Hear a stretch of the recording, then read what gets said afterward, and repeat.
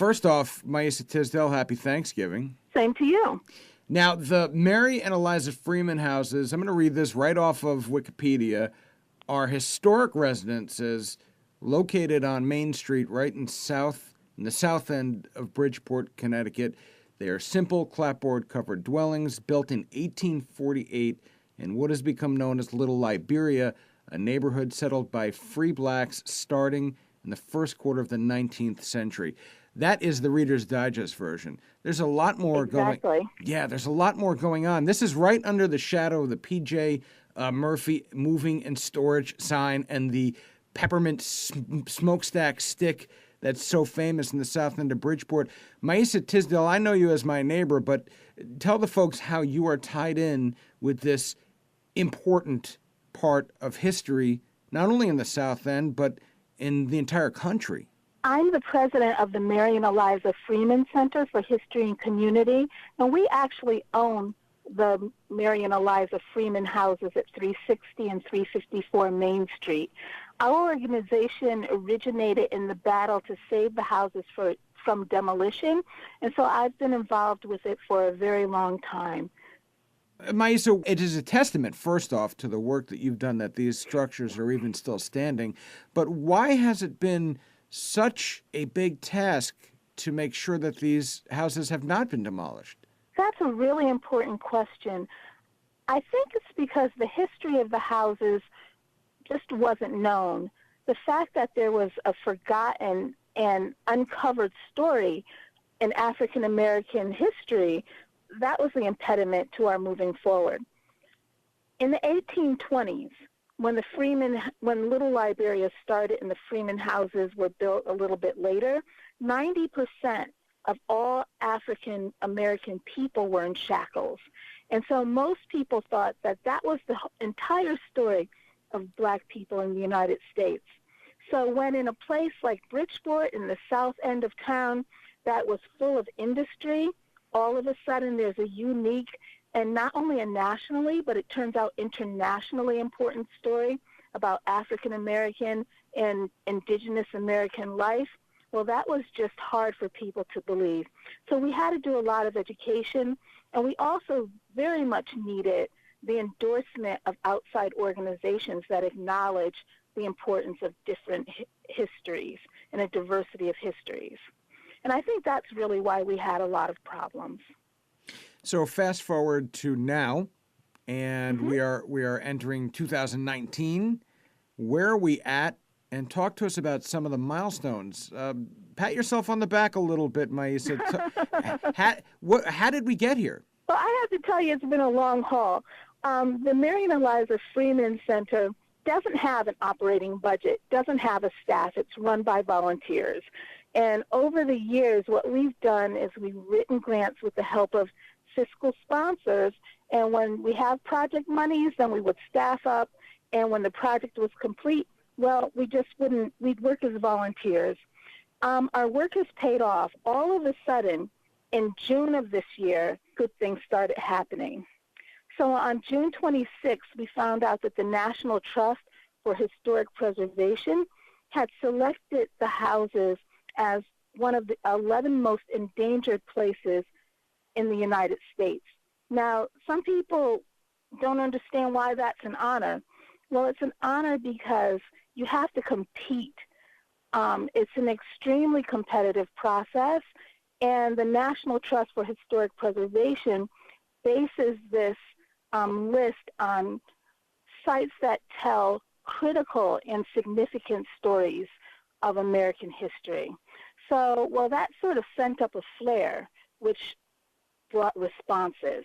And so Connecticut Humanities has stepped forward with a $10,000 grant, 9999 to be exact, to help us spread the story to other people through an updated website and to do capacity building as an organization. On July 6th, the National Trust African American Cultural Heritage Action Fund gave us $25,000 to get the architects and the engineers in to do plans. Then on August 31st, the Smithsonian's National Museum of African American History and Culture, along with the American Association for state and local history has put us in a special inaugural program where they just selected 7 museums, African-American museums and historic sites throughout the country, and we get a consultant to actually help us build the organization that will present this project to the public for generations to come. So we all of a sudden raised our project to a national level, and we have so much to look forward to. So this caught the attention of the city of Bridgeport and the state, because many people were asking, well, where are the city and the state in all of this? Isn't there something they can do to help you? And they stepped up. So between the city and the state, they found historic preservation monies amounting to $600,000. But here's the trick, the little hitch. We can't access the $600,000 until we raise another $600,000. And so this year will entail a lot of fundraising on our part. And you are actively taking steps to realize that. There's a couple of events coming up that you'd like to tell us about. I want to remind folks that we're speaking with Maisa Tisdale, president of the Mary Eliza Freeman Center for History and Community. And you mentioned that there was a refurbished, revamped website. What is the address? Okay, no, we will have one. Okay, that's right on the way. Right now we do have a website, but it's not so refurbished. Do you want to send people there? Yeah, we can send people there. Our website is freemancenterbpt.com. And obviously social media plays a big part in this. Would you like to invite folks to follow you, like you, so on and so forth? Sure. Come on to our Facebook page. Our Facebook page is the Mary Eliza Freeman Center, and we have tickets on sale for our upcoming fundraiser on the Facebook page. Now, Maisa, tell us about that fundraiser. There's one in Westport, and that's just next week, right? You get through, survive the holidays, survive Thanksgiving, and then go do something good next week in Westport.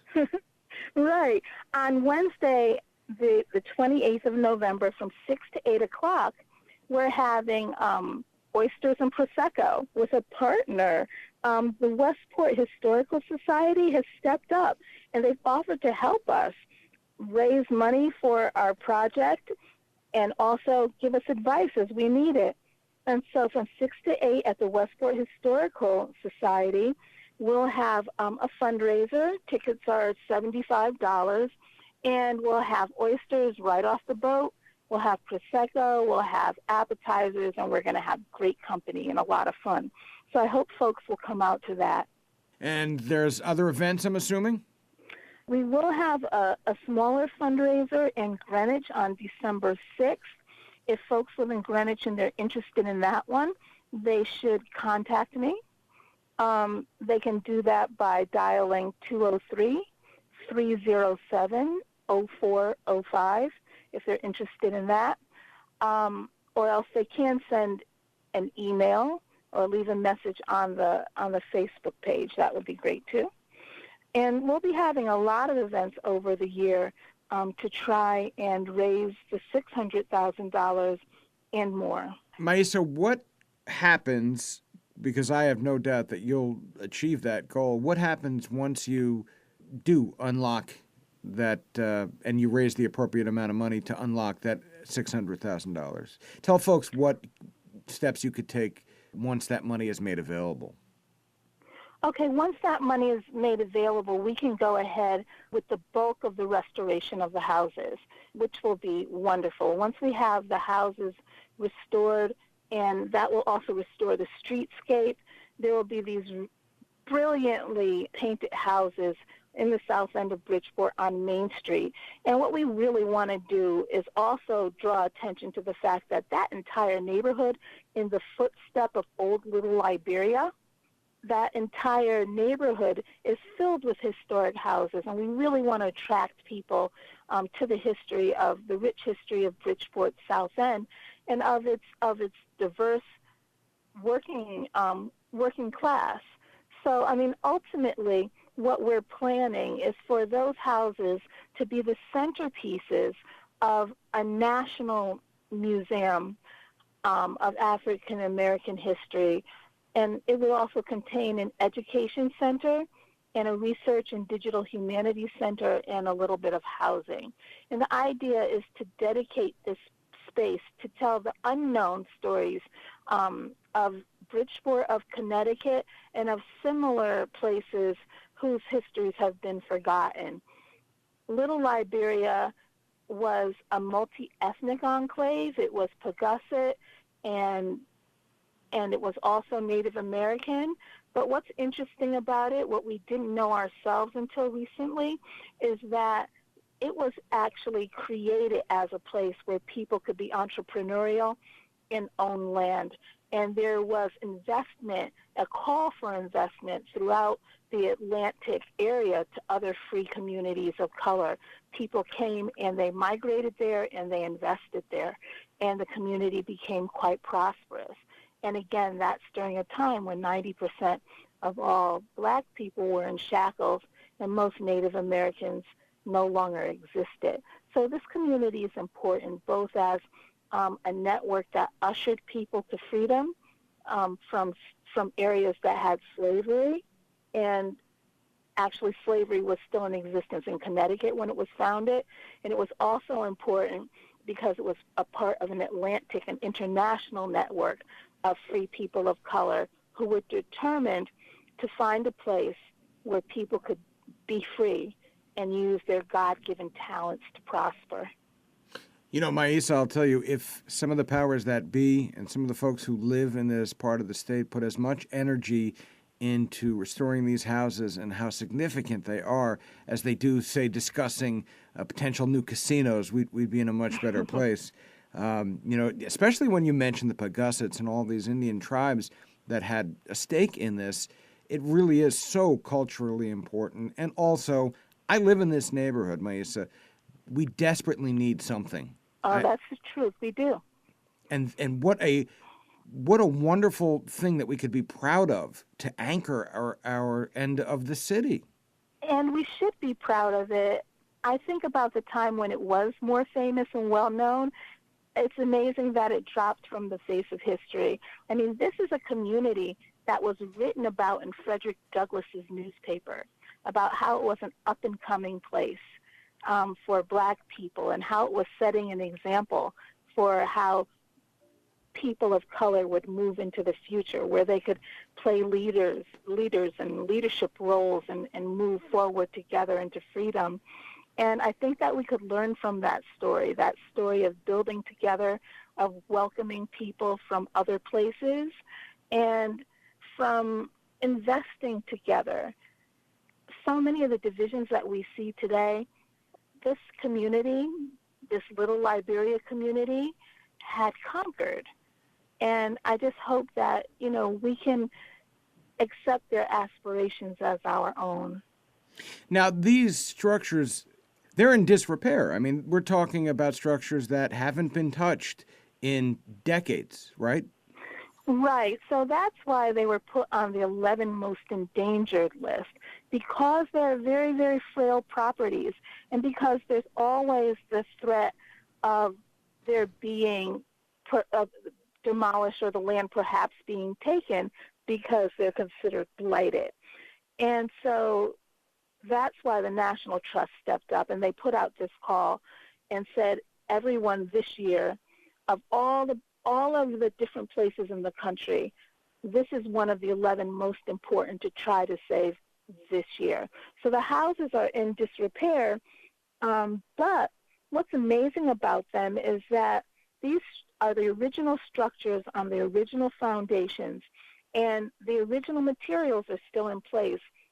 And that's highly unusual for African American historic sites, most of which were torn down a long time ago through urban renewal, or they don't have much of their original material intact. But our community is especially important because we have the original structures, documented scholarly research, and artifacts. And that's the trifecta for a historic site, especially an African American historic site, because they just haven't been able to survive. So these are rare survivals. They're not lost to urban renewal, and we have a chance to save them, to make a big difference and tell an important story. Well, honestly, I think with you at the helm, they can't lose. And I'm happy to spread the word to folks listening in Bridgeport and in Greenwich and Westchester County. It might be worth the time to spin by and just take a look, maybe if they see it themselves. It's located right by the entrance to the ferry, right? The Bridgeport ferry. Right. Mm-hmm. And you gave out the website. Is there anything else you'd like to remind us of? I would like to tell you who's helped us. I want to make sure that you do know I didn't do it all by myself. But the Connecticut Trust, the National Trust, we spoke about the Westport Historical Society. Housatonic Community College has an exhibit. They've allowed us to mount an exhibit there with their Museum of Art. The state of Connecticut, the Historic Preservation Office, is the one that's putting together the funding package for us. Our researchers are constantly working. Charles Brilovich, who's the one who unearthed the story and did all the heavy lifting in the first place. And we have also a scholar, Dr. Jamila Moore-Pugh, who's in California State University, who's doing research. We have a descendant, Keith Stokes. And we really, really hope that we can pull Rob Foley on board, because he's been doing research for a long time, and we're hoping to get our website to the point where we can integrate the great work that he's been doing for so long. And artists in the area have just been amazing. They contributed really valuable artwork. We commissioned it, and they just gave their time and their talents to tell the story of Little Liberia. So I want people to know that, yeah, it's part of a little bit of a movement that's crossing all kinds of lines. Well, I'm proud to be even a small part of helping that movement. Maisa Tisdale, as I've mentioned, is president of the Mary Eliza Freeman Center for History and Community. Let's make sure our new governor, Ned Lamont, is on board. Let's remind everyone listening that this is such an important thing, and I want to check back in with you in the new year. Okay, sounds great. You'll give us a status update. Maisa Tisdale, thank you so much for your time. All right, thank you.